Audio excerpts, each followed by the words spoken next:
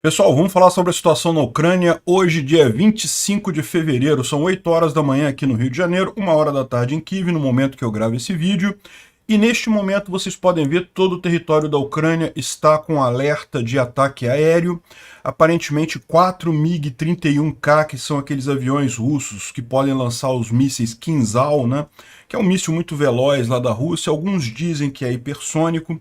Normalmente isso é treinamento, então o mais provável é que não aconteça nada hoje, né? Mas você sabe, hoje pode ser diferente e existe mesmo uma movimentação atípica em muitas bases aéreas russas no dia de hoje, então pode ser que venha algum ataque grande russo hoje lá na Ucrânia. Vamos torcer para que não, até o momento não tem nada.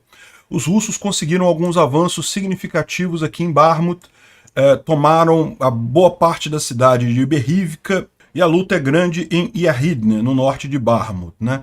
Mas também os russos avançaram no leste de Bakhmut. A situação lá é difícil, mas está dentro do planejado pelos ucranianos. Lembra, o grande objetivo ucraniano ali é desgastar as tropas russas.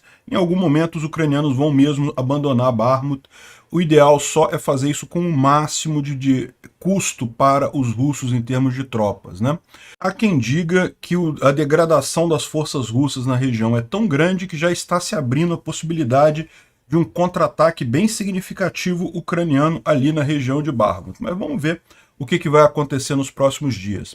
A televisão chinesa mostrou um mapa completamente absurdo com base naquela proposta de paz chinesa lá que teve ontem, um mapa que foi criticado por todo mundo, inclusive virou até piada.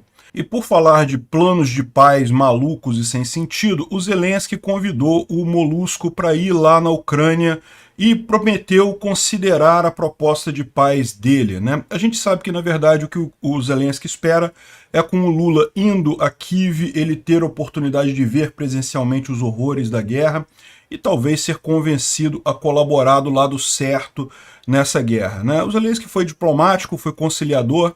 Infelizmente é inútil esse movimento dele. Lula não é apenas um covarde que entendeu errado a situação da guerra, não, ele é do mal, ele é um corrupto, um socialista corrupto que adora apoiar ditaduras. Se o Lula for apoiar alguém nessa guerra, ele vai apoiar o Putin, né?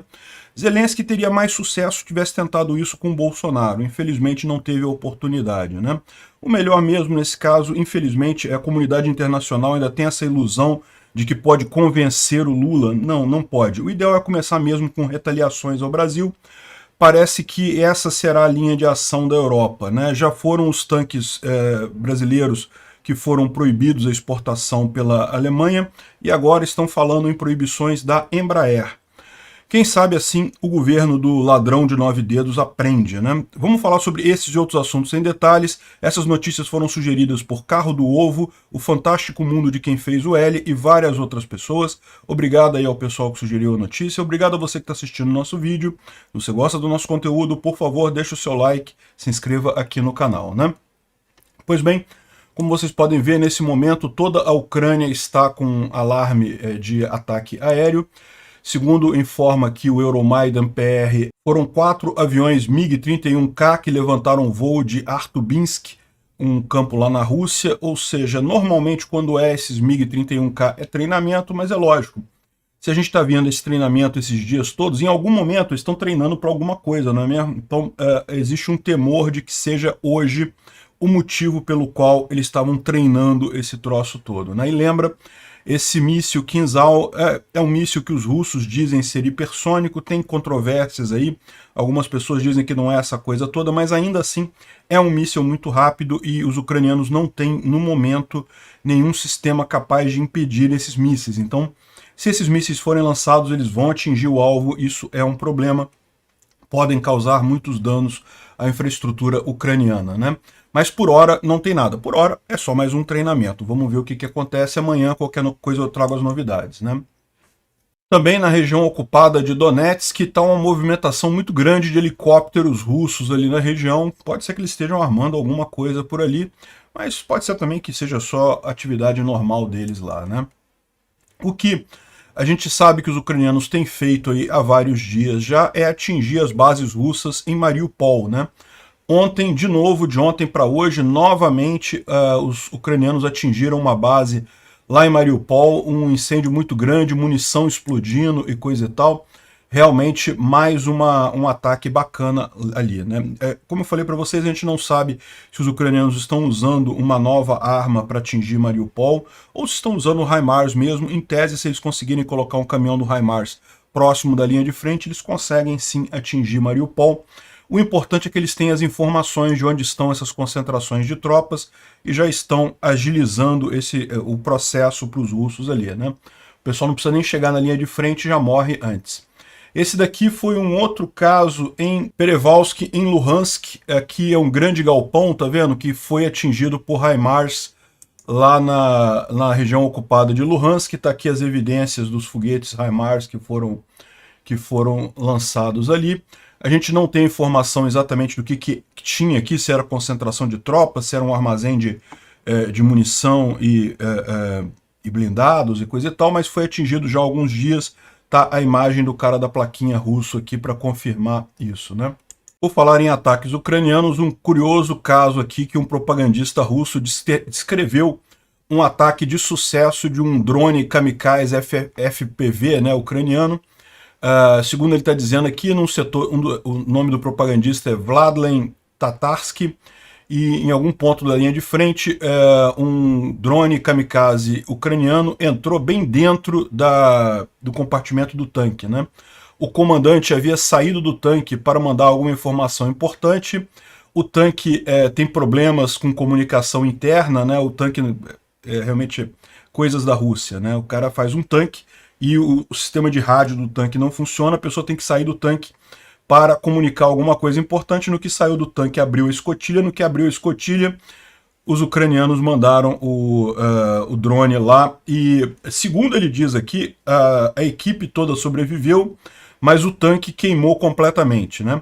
A equipe do tanque ter sobrevivido não é estranho, porque a equipe do tanque são 3 pessoas. Então, em tese, se realmente a coisa entrou, explodiu, deu tempo do pessoal sair ali, tudo bem, né? Mas, de qualquer forma, foi um tanque que custa aí milhões de dólares, destruído por um dronezinho que custa só 350 a 400 dólares, né? Até caro esse drone, até bom esse drone aí, né? Ou seja, mais um caso bacana. E o gato especial de Kherson lembra a gente aí que em breve a gente vai tá vendo essa visão do drone, porque foi algum ucraniano que fez isso e ele provavelmente gravou essa imagem, né? Em Vuhledar, de novo, de ontem para hoje, os russos tentaram avançar novamente com aquele grupo de pessoas seguido por tanques e coisa e tal, e mais uma vez foi a tragédia que todas as vezes que eles tentam isso, foi o tanque destruído, as pessoas mortas e coisa e tal. Mais uma vez aqui você vê o pessoal russo tentando escapar aqui do tanque, fugir, coisa e tal. Enfim, Vuhledar é impressionante realmente como os russos tentam e não conseguem nada ali, né? Agora, infelizmente, em Bakhmut eles tiveram algum avanço sim. Nessas imagens aqui são a confirmação de que eles tomaram pelo menos uma boa parte de Berivka. As forças russas tomaram controle da parte norte de Berivka, pelo menos. As imagens não podem ser geolocalizadas de forma adequada, né? Não dá para ver muito bem aqui o ambiente, mas parece que tanto ucranianos quanto russos concordam que a cidade perdeu uma grande parte dela, né? Vamos entender aqui o que ele está dizendo. Os russos conseguiram avançar além da M03, né, como a gente falou, a partir de Paraskovivka, e estavam atacando Berivka bastante. Ontem eles já falaram que capturaram Berivka, mas de fato, mesmo hoje, não capturaram ainda, tá? Porque segundo o exército ucraniano, ainda há luta na cidade. O que eles capturaram foi a parte norte da cidade. Se você olhar aqui, Berivka, tem um rio que corta a cidade. Aqui é um córrego pequeno, não é um grande rio. Aparentemente os russos estão nessa parte norte aqui, mas a parte sul, embora nesse mapa aqui esteja aparecendo em vermelho como controlado pelos russos, a parte sul ainda estaria em controle dos ucranianos, né? Agora, veja, essa cidade aqui é uma cidade muito pequena, tá um negócio mínimo, não tem nada de significativo aqui. A questão toda os russos estão avançando mais um pouco, né? E daqui a pouco eles podem começar a ameaçar a O0506, que é essa estrada que passa aqui. isso seria muito crítico para os ucranianos, porque a gente sabe que o plano dos ucranianos não é defender Bakhmut a todos os custos, né? Ou seja, o que eles pretendem aqui é justamente desgastar ao máximo as tropas russas e depois sair da cidade, não tem problema nenhum. Bakhmut não é uma cidade estratégica. Só que se os russos ameaçarem a O0506, que é a grande via que restou aqui para os ucranianos, isso é um problema, principalmente porque neste momento, no inverno, ainda tem solo congelado por aqui, então além da O0506, os ucranianos podem usar várias outras estradas secundárias que passam por aqui, que são estradas de terra, mas estão congeladas, então dá para usar sem problemas. O problema todo, como a gente sabe, que já está chegando a temporada do descongelamento lá na Ucrânia. Então daqui a pouquinho, estradas de terra vão estar inutilizáveis. Então a única alternativa ucraniana para tirar as tropas que estão em Bakhmut vai ser a O0506. A T0504, que é aqui de baixo, né, que está aqui como N32, ela foi liberada pelos ucranianos, os ucranianos já afastaram os russos daqui, mas ainda é bastante arriscado usar ela, ainda está sob controle de fogo dos russos. Então é preocupante isso daqui, mas é aquele negócio, né? Os ucranianos, os russos estão avançando à custa de muita morte, de perderem muito material, muitos combatentes, né? Aqui também os ucranianos atingiram um grupo de avanço russo ao norte de Yardne. Yardne é essa outra cidade aqui, que ainda está nas mãos dos ucranianos, segundo os russos eles já tomaram Yardne também. Mas isso é falso, não tomaram ainda, a briga ainda está acontecendo aqui. É uma briga muito feroz, ida e volta nisso daí, mas vamos ver o objetivo final, né? E não é só nesses dois pontos que os russos avançaram, não. Também no leste de Bakhmut houve uma altercação aqui com ucranianos atingindo tropas russas aqui com blindados, né? Dá para ver esse vídeo aqui embaixo. Isso foi geolocalizado bem nesse ponto aqui, ou seja, é bem próximo já do rio Bakhmukta.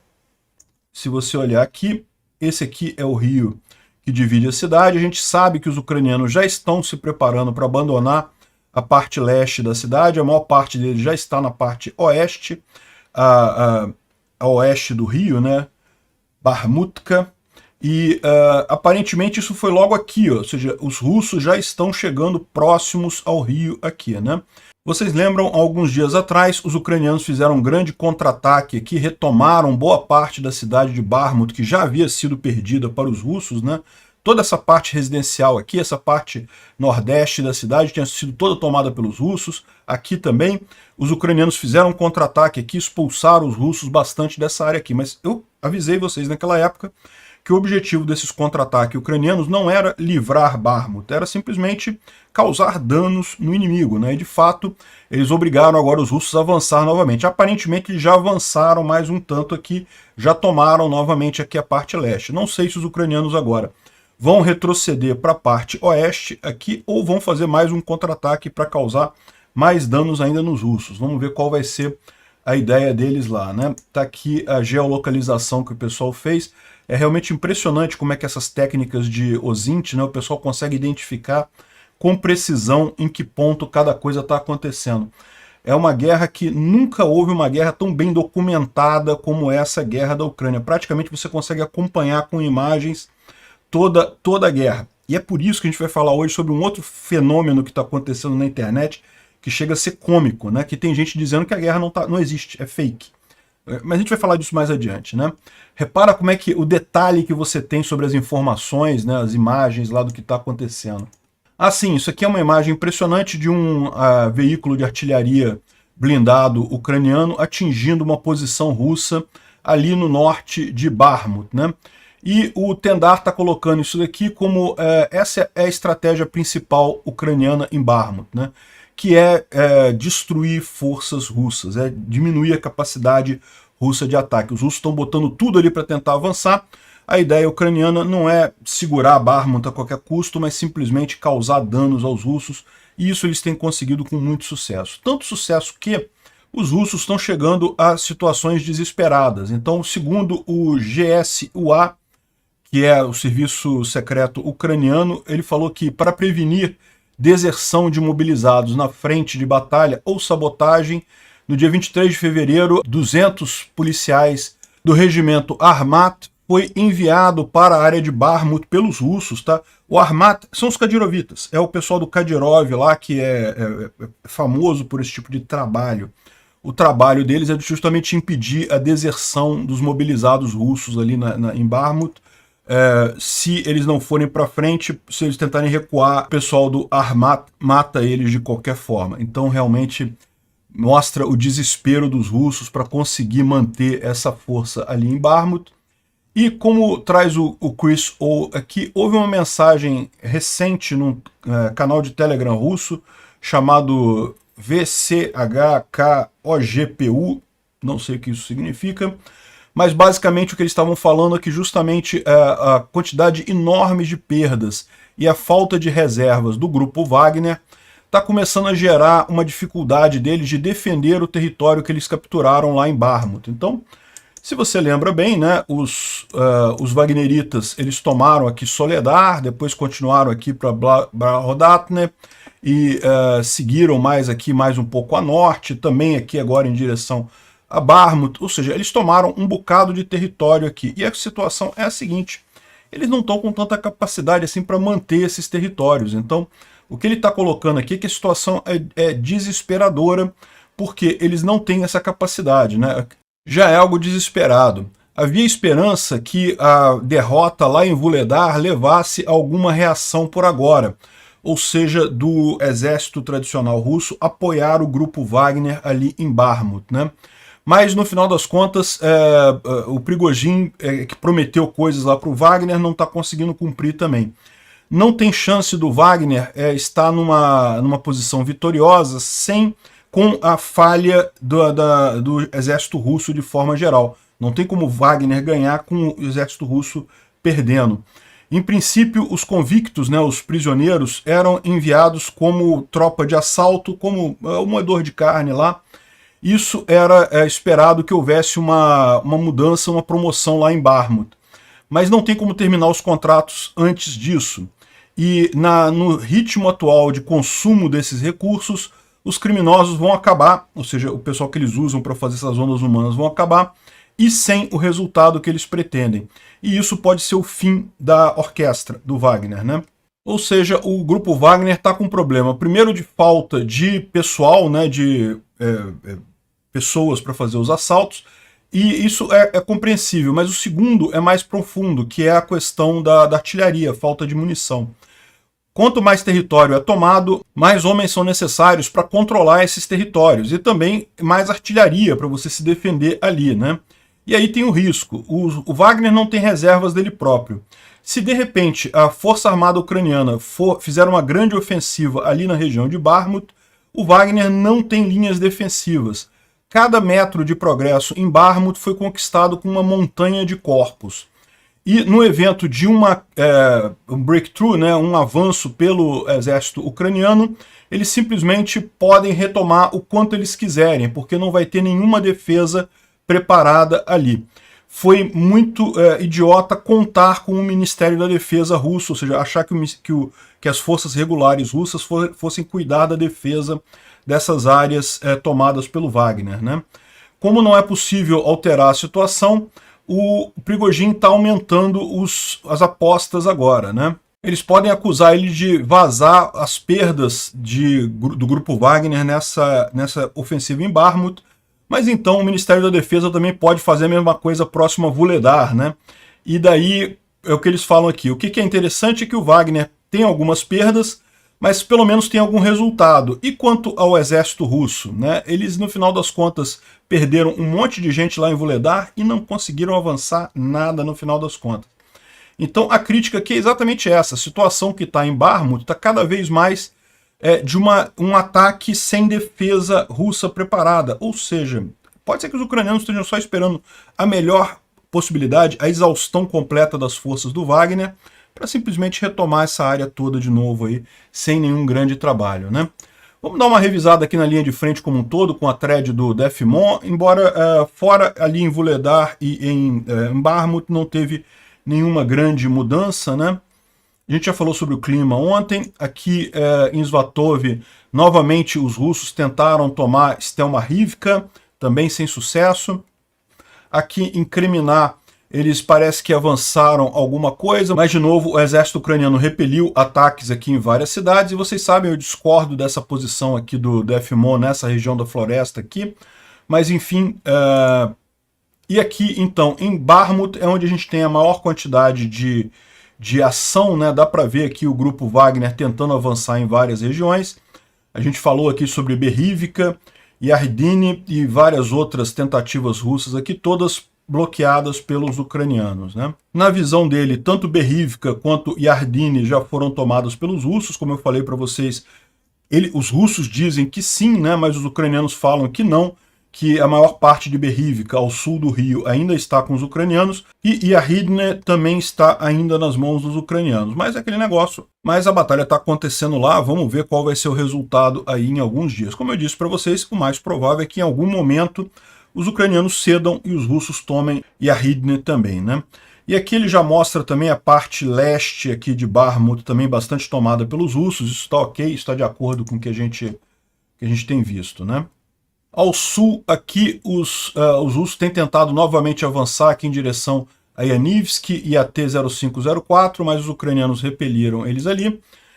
Aqui em Donetsk também os russos tentam avançar em vários locais por aqui, também sem sucesso. Segundo ele está dizendo aqui, os ucranianos repeliram o ataque ao sul de Marinka. Ah, não dá para ver, deixa eu tirar minha cara daqui.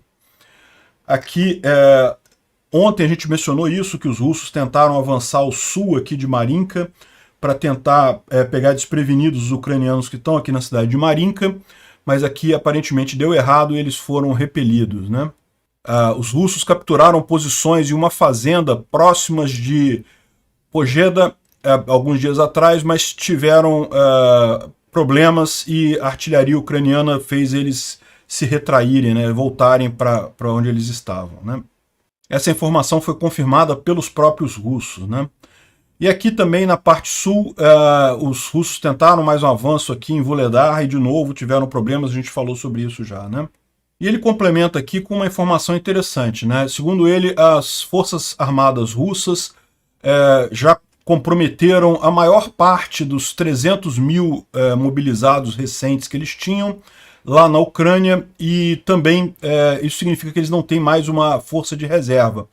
A gente sabe que eles estão construindo outros mobilizados, estão treinando outros mobilizados, mas no momento eles estão sofrendo muitas perdas, com alto nível de atrito e sem reservas, né?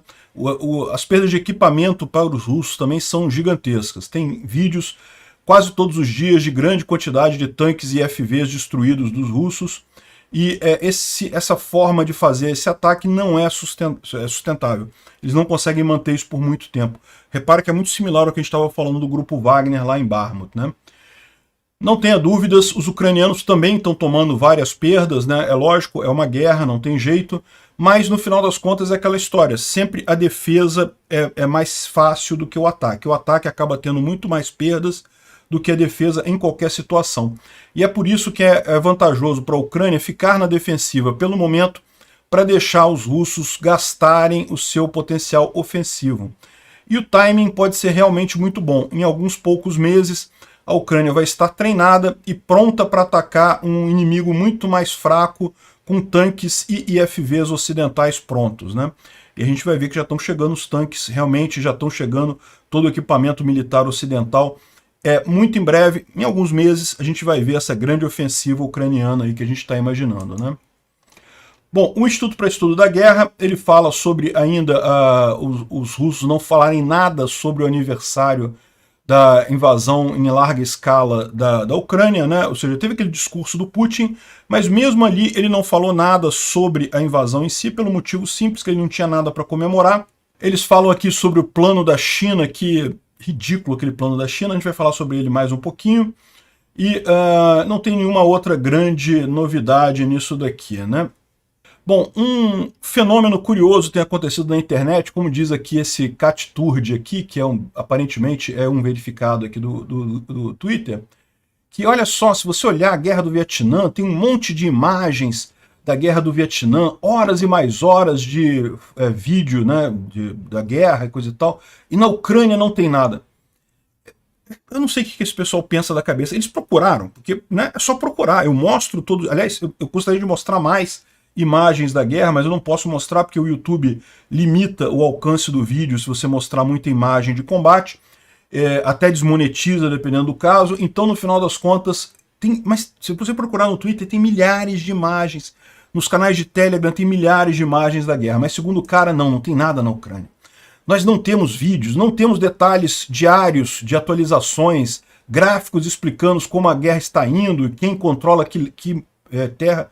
Cara, esse cara, aquele negócio, ele se escondeu na terra, né? E aí, olha só, ninguém tá me falando nada. Aliás, tem até um meme que o pessoal fez aqui embaixo, né? Eu estou cego, eu não estou vendo nada. Só por isso, porque eu faço todo dia, aqui no Brasil, essa atualização da guerra. Nos Estados Unidos tem vários youtubers também que fazem isso. Enfim. E daí ele está dizendo aqui que tudo é, na verdade, uma grande montagem, não existe guerra de fato. Esse pessoal é maluco. Aí tem um outro maluco aqui que está falando aqui, ó, esse Steve Peters, que é um jornalista conhecido lá nos Estados Unidos, está dizendo que, olha só, tá vendo essa imagem do prédio aqui em fevereiro de 2022, todo destruído aqui?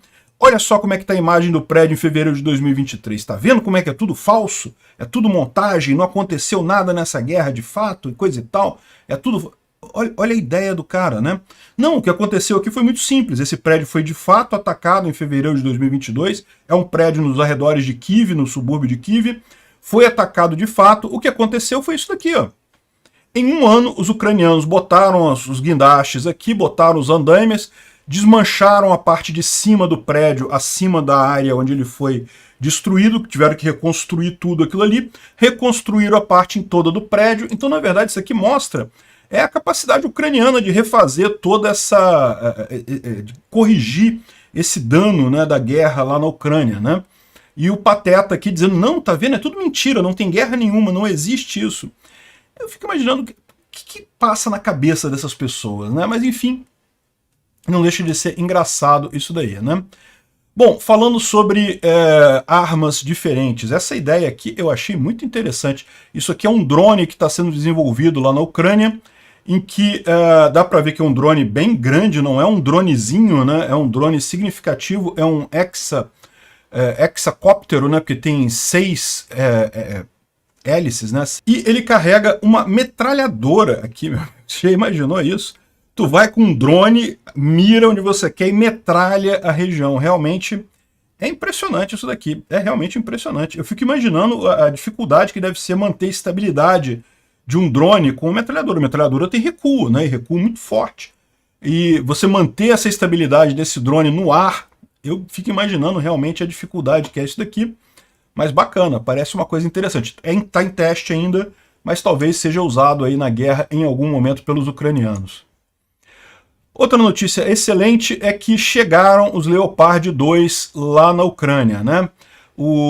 A gente já falou sobre isso ontem, que ontem iria chegar e coisa e tal, de fato chegaram. Hoje a gente tem um monte de imagem dos tanques Leopard, foram só 4 que chegaram por enquanto. E ainda não vão direto para a linha de frente, a Ucrânia vai usar eles para treinar mais gente na operação dos tanques, né? É lógico, alguns ucranianos foram para a Alemanha para serem treinados, mas o ideal é que esses que foram treinados na Alemanha sirvam como replicadores do conhecimento para treinar mais soldados nesses tanques. É provavelmente o que eles vão fazer agora, enquanto esperam chegar os demais, e para tudo estar pronto lá na primavera para a grande ofensiva ucraniana, né? Excelente notícia aqui. Bom, uma outra notícia que pode ser entendida como não tão boa, mas também não tem nada demais, foi a entrevista que o Biden deu ontem na ABC News, em que ele falou que não, os ucranianos não precisam de F-16 agora, não existem base para isso, de acordo com os nossos militares, então por enquanto a gente não vai dar o F-16 para os ucranianos, né?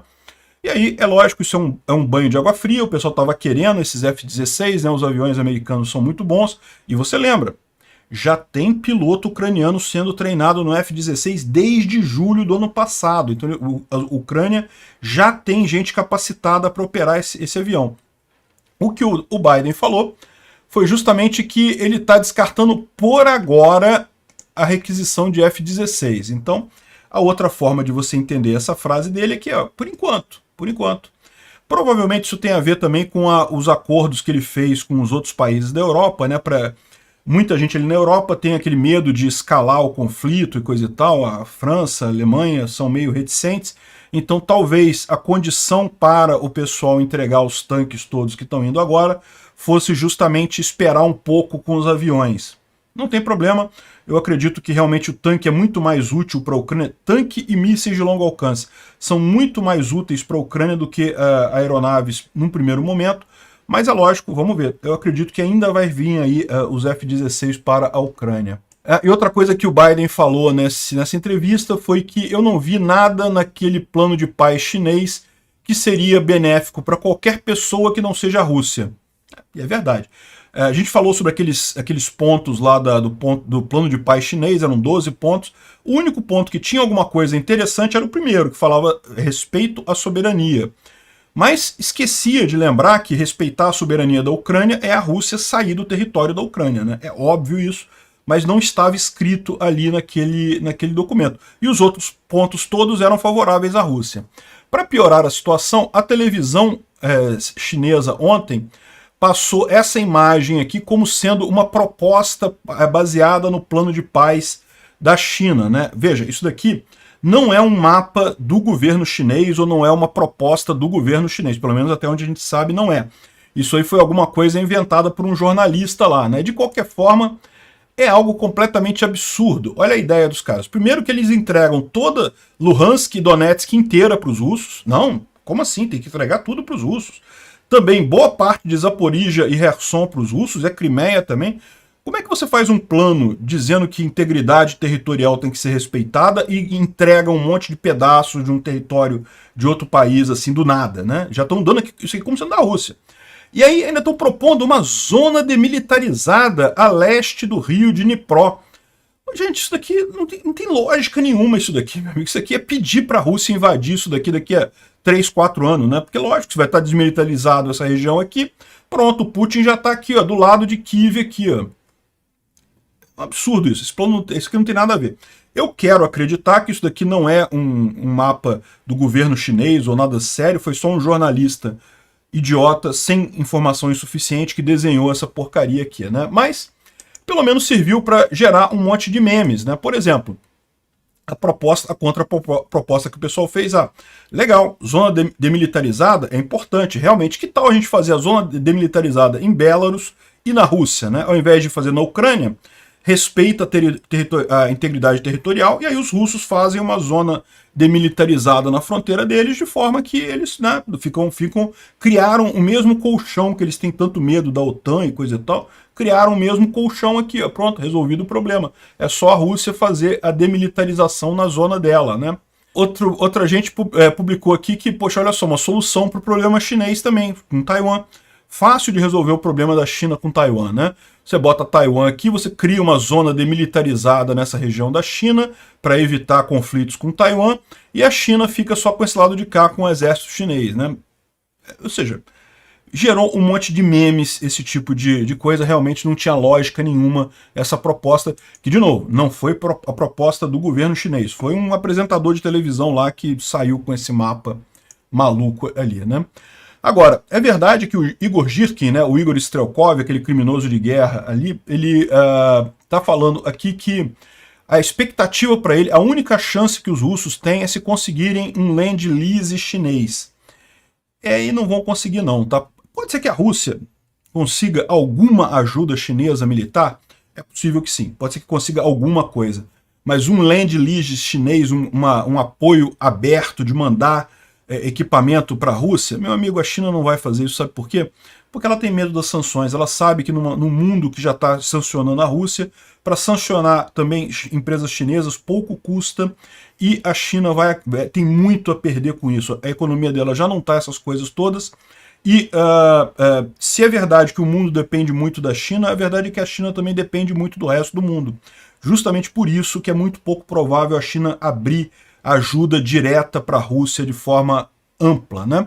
Por outro lado, isso mostra também aquilo que a gente falou, que a Rússia está perdendo tanto equipamento, tanto material, que no final das contas está ficando sem chance nessa guerra. Se a única chance da Rússia é um Land-Lease, então a Rússia não tem chance. E por falar em sanções, a comunidade europeia, a União Europeia, aprovou o 10º pacote de sanções da Rússia, né, no aniversário da invasão. Não foi um pacote de encher os olhos assim, né, mas teve mais algumas sanções contra a Rússia. É muito importante isso ser mantido, esse aumento de sanções com o tempo, exatamente para criar esse efeito desmotivador, né. Foi basicamente controles restrições de exportação de material de dual use, né? Dual use é que pode ser usado para ofensiva, de forma letal, né? E também a restrição de indivíduos e entidades que suportam a guerra dentro da Europa e também medidas contra a desinformação russa. Então isso foi o 10º pacote de sanções. De novo, não foi aquele pacote de sanções mais maravilhoso do mundo, mas é importante ir sempre fazendo mais um pouco para dificultar cada vez mais a vida dos russos. A gente sabe que, ao contrário do que diz a propaganda russa, que as sanções não funcionaram e coisa não, sim, as sanções funcionaram, a situação russa é muito complicada em termos econômicos, né? E uma prova disso é uma imagem que foi gravada aqui de um Boeing 737 tendo que fazer um pouso de emergência em Krasnoyarsk, na Rússia, depois de uma falha que gerou a despressurização da cabine, né? E o controle de despressurização de Sochi falhou. Sochi é a origem do voo, né? Então eles teve que fazer um pouso de emergência. Cada vez mais os russos estão voando em sucatas voadoras porque eles não conseguem fazer manutenção dos aviões. O Ocidente revogou as licenças desses aviões. A Rússia encampou os aviões, falou, não vamos devolver nenhum avião. E é aquilo que a gente falou, os aviões vão ficar sem manutenção, a tendência é cada vez estarem pior. Isso daí, mais um avião fazendo pouso de emergência com problemas lá na Rússia. Andar de avião na Rússia virou um risco enorme, né? A gente tem aqui uma reportagem de uma jornalista que fala que o Putin acha ainda que vai conseguir ganhar a guerra na Ucrânia. E qual que é a estratégia que ela descreve aqui? É aquela velha estratégia que a gente já sabe, que a Rússia pretende prolongar o conflito, quanto mais achando que em algum momento a OTAN vai se cansar da Ucrânia, o Ocidente vai se cansar da Ucrânia e vai deixar para lá, e no momento que o Ocidente se cansar da Ucrânia, o Putin consegue invadir o país como um todo, né? Isso é falso, e a Ucrânia, do jeito que ela está hoje, com os equipamentos que ela tem hoje, ela já tem condição de derrotar a Rússia. Ela está esperando só chegar os tanques para fazer isso de forma mais rápida, de forma mais eficaz. Então, isso daqui é típico de jornalista vendido para os russos, né? Agora, nem todos estão assim. O Mário Sabino fez uma coluna falando sobre o primeiro ano da guerra e contando aquilo que eu já falei para vocês várias vezes. A Rússia já perdeu a guerra. A Ucrânia ainda não ganhou a guerra, mas a Rússia já perdeu. Por quê? Porque todos os objetivos que o Putin queria, ele já não tem como atingir esses objetivos agora. Por que ele está mantendo essa guerra no banho-maria? É pela estratégia de esperar que o Ocidente se canse de mandar ajuda para a Ucrânia e coisa e tal? Isso não vai funcionar, ele já sabe que não vai funcionar. Ele está mantendo essa guerra porque ele não tem alternativa, ele não tem outro curso de ação que ele possa tomar, né? É inevitável, ele já sabe que vai ter que sair da Ucrânia e já sabe que a situação dele na Rússia vai ser muito ruim depois disso. Então ele está adiando esse dia o máximo que ele pode. Mas o Mário Sabino fez a leitura correta da situação lá. O Putin já perdeu essa guerra. A Ucrânia não ganhou ainda não. A Ucrânia ainda tem que fazer coisa para ganhar essa guerra, mas a Rússia já perdeu. E, bom, por falar em planos de paz malucos como o chinês, né, ontem teve uma grande coletiva de imprensa com o Zelensky, foi muito interessante, repórteres do mundo todo. Em determinado momento, um repórter brasileiro fez uma pergunta para o Zelensky, dizendo que o Lula mandou um plano de paz para a Ucrânia e para a Rússia, não sei o que lá, se ele estaria disposto a considerar. E o Zelensky, é lógico, a gente sabe que esse plano de paz do Lula é uma porcaria, não quer dizer nada, enfim. Mas o Zelensky foi diplomático, falou assim, olha só, se o presidente Lula quiser vir a Kiev, a gente conversa. Eu vejo o plano de paz dele, a gente conversa, eu mostro para ele o que está acontecendo aqui. Quem sabe a gente consegue chegar a um ponto comum nessa história, né? Ou seja, qual que é a estratégia do Zelensky? Ele não vai descartar de cara a coisa, por quê? Porque ele tem a expectativa de convencer o Lula a entrar do lado correto nessa guerra. Infelizmente, isso é muito pouco provável. É porque o Zelensky não conhece o Lula, né? A gente que conhece o Lula, que sabe quem é o Lula, o ladrão, o corrupto socialista, o cara que se alinha automaticamente com todas as ditaduras do mundo, a gente sabe que isso não tem chance. O Zelensky tentou ser gente boa, tentou, não, vem aqui, Lula. Mas ele falou isso. Ele não vai considerar plano de paz mandado pelo correio. Se o Lula for lá em Kyiv, ele aceita conversar com o Lula frente a frente, olho no olho, quem sabe a gente não se convence das coisas, né?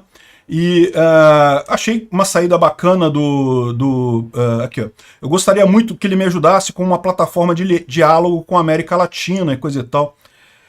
É uma pena, é o que eu falo para vocês. A comunidade internacional tem uma visão muito distorcida do Lula. Eles não sabem quem é o Lula. A porcaria do sapo barbudo de 9 dedos, um corrupto, um socialista, um idiota completo. E além de tudo, um covarde. Nunca que o Lula vai ajudar a Ucrânia. Espero estar errado. Torço para estar errado, mas eu não acredito que o Lula vai ajudar, não. Enfim, e lógico, começaram as retaliações, a gente já falou sobre isso aqui ontem. O blindado Guarani, que usa tecnologia alemã, está proibido de ser exportado pelo Brasil. Então, por exemplo, o Brasil tinha uma grande venda para fazer para a Indonésia, se não me engano, Filipinas, e foi bloqueada pela Alemanha. Excelente, tem que punir o Brasil mesmo, não tem jeito, não tem outra alternativa. E não é só isso não, tá? Estão falando agora a Embraer. A Embraer também usa muita tecnologia europeia, muitas peças da Alemanha, da França, de vários países da Europa, e vende aviões militares para vários lugares do mundo. E você sabe como é que funciona isso, todo avião militar tem esse contrato que o detentor da tecnologia pode embargar a venda, dependendo de para quem foi isso daí, e é possível que a Embraer seja a próxima atingida por isso daí. Mas é o que eu falei para vocês, isso daqui é fichinha, isso aqui é fichinha. O pior de tudo vai ser a nossa cara como brasileiro ficar marcado na história como os caras que ficaram lambendo o saco do Putin. É um absurdo essa posição do governo brasileiro, desde a época do Bolsonaro eu critico isso.